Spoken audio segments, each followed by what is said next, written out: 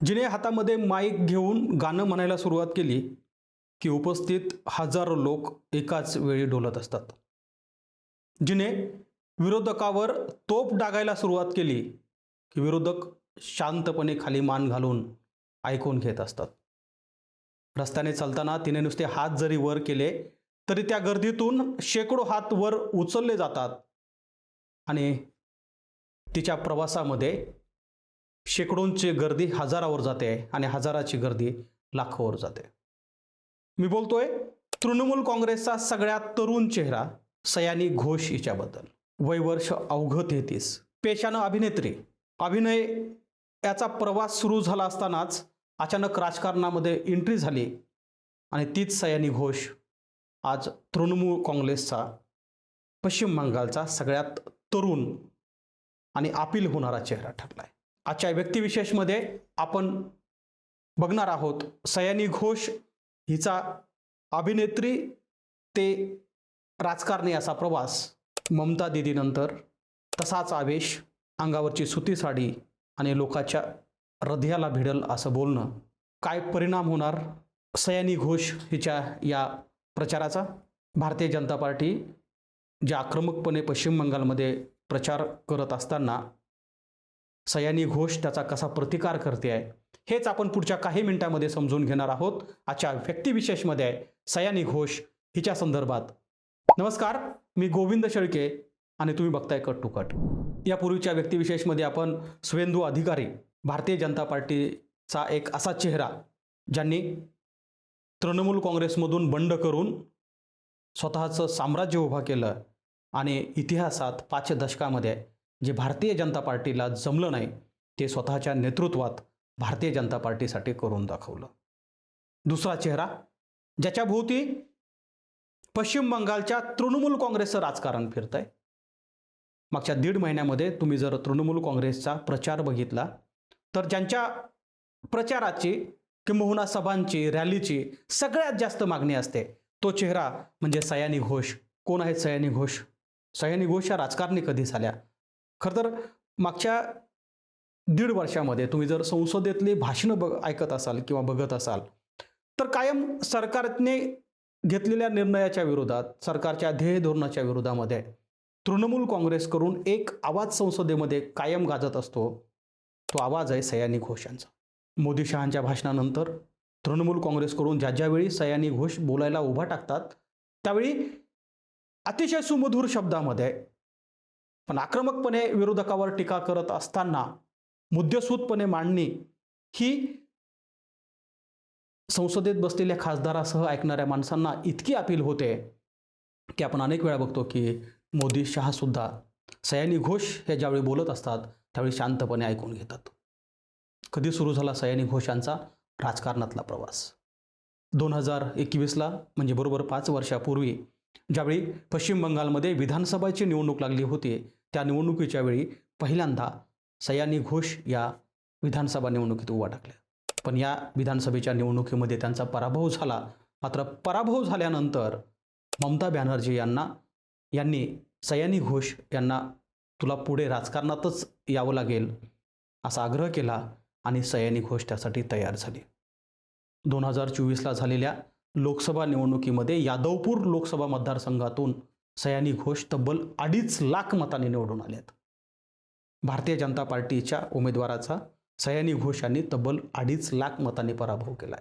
खरं तर वयाच्या 16व्या वर्षी अभिनयाला सुरुवात केलेली सयानी घोष ही बंगाली चित्रपटामध्ये, टीव्ही सिरियलमध्ये दमदार कामगिरी करत असतानाच राजकारणाकडे तिचे पाय ओढले गेले आणि अगदी वयाच्या 33व्या वर्षापर्यंत सयानी घोषने ते पाय इतके रोवून ठेवलेत की आज तृणमूल काँग्रेसचा संसदेतला मोहिया मोहोत्रा जर सगळ्यात अपील होणारा चेहरा कोण तर अर्थात सयानी घोष यांचं नाव घ्यावं लागेल.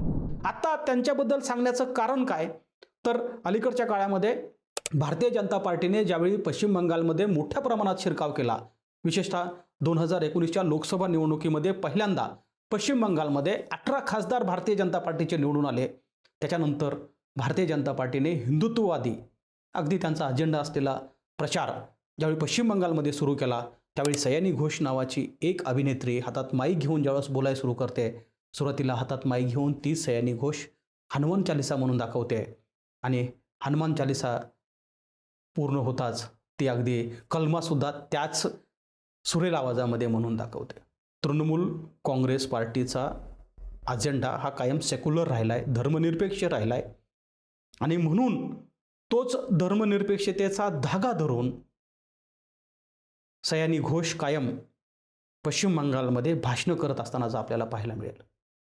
काय होतं अलीकडच्या काळामध्ये पश्चिम बंगालमध्ये? खरं तर यापूर्वी सुद्धा अनेक वेळा अनेक राजकीय पक्षांनी भवितव्य करण्याचा किंवा संघर्ष करण्याचा प्रयत्न केला, मात्र त्यांना फारसं यश आलं नाही. 35 वर्ष म्हणजे जवळपास 3.5 दशकं ज्या पश्चिम बंगालवरती डाव्यांनी अधिराज्य गाजवलं, त्याच डाव्यांना ममता बॅनर्जी भारी पडल्या आणि तिसऱ्यांदा ममता बॅनर्जी यांचं 2021ला सरकार हे पश्चिम बंगालमध्ये आलं. पश्चिम बंगालमधल्या तृणमूल काँग्रेसच्या एकूण राजकारणाचा अभ्यास केला तर एक गोष्ट आपल्याला प्रकर्षाने जाणवेल की ज्या संसदेमध्ये 35% महिलांना आरक्षण मिळावं म्हणून कायदा पारित झाला, दुर्दैवाने विरोधकांनी तो कायदा हाणून पाडला. तृणमूल काँग्रेसच्या आज घडीला राज्यसभा आणि लोकसभेमध्ये असलेल्या महिला प्रतिनिधीचा जर आपण आकडा काढला तर जवळपास 38% महिला लोकप्रतिनिधी तृणमूल काँग्रेसकडनं संसदेमध्ये कार्यरत असल्याचं आपल्याला पाहायला मिळत आहे.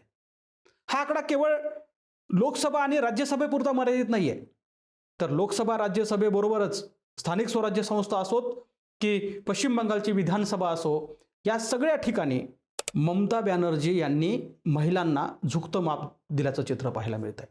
आणि म्हणूनच या निवडणुकीमध्ये एकीकडे भारतीय जनता पार्टीकडून महिलांना चुचकारण्यासाठी त्यांना दरमहा पैसे देण्याच्या संदर्भातल्या घोषणा झाल्या.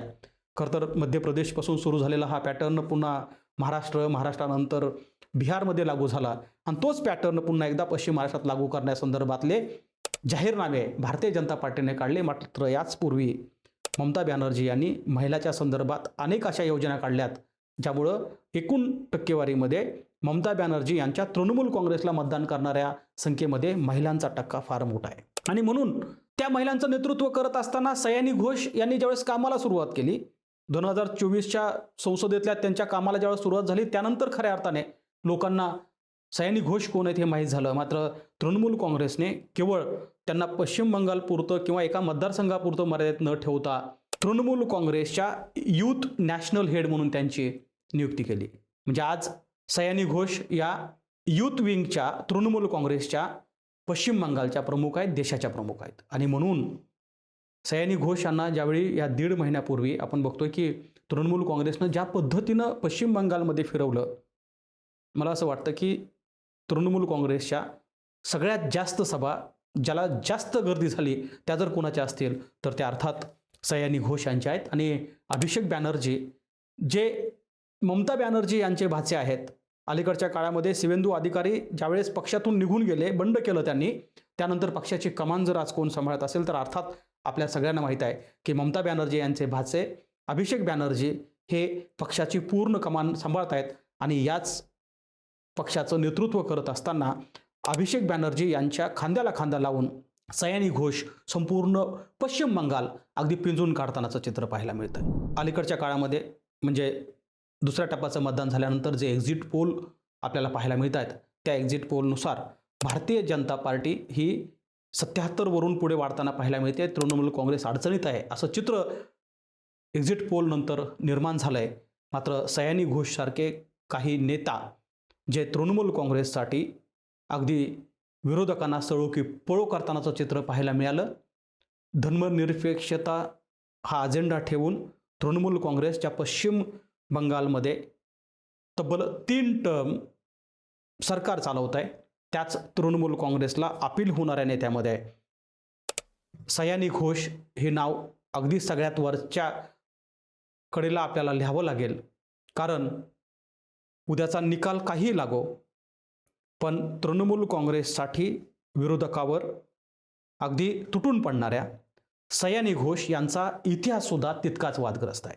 म्हणजे अलीकडच्या काळात तर सयानी घोष यांचे व्हायरल व्हिडिओ जर आपण बघितले तर राघव चड्डावर होणाऱ्या टीकेपासून ते कायम हिंदू देवदेवतांच्या संदर्भात त्यांचं जे काही वक्तव्य असतं ते वादग्रस्त ठरतं. अनेक वेळा भारतीय जनता पार्टीकडनं त्याचा निषेध होतो, कधी कायद्याची भाषा वापरली जाते. मात्र तरीही सयानी घोष मात्र अजिबात मागं हटल्या नाहीत.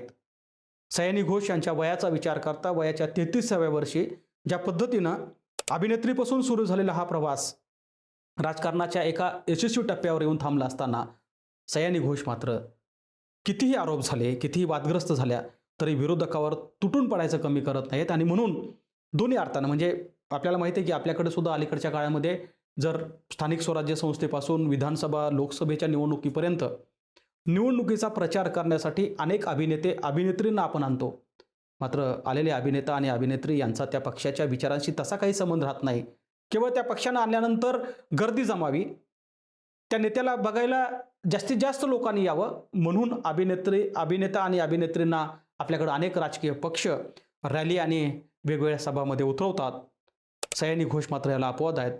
कारण सयानी घोष अभिनेत्री नंतर आहेत, आता त्या तृणमूल काँग्रेसचा एक तरुण चेहरा आहेत. तृणमूल काँग्रेसचा एक असा तरुण चेहरा ज्या व्यासपीठावर अवतरल्या की त्यांच्यामधल्या अभिनेत्री सगळ्यांच्या लक्षात येतात.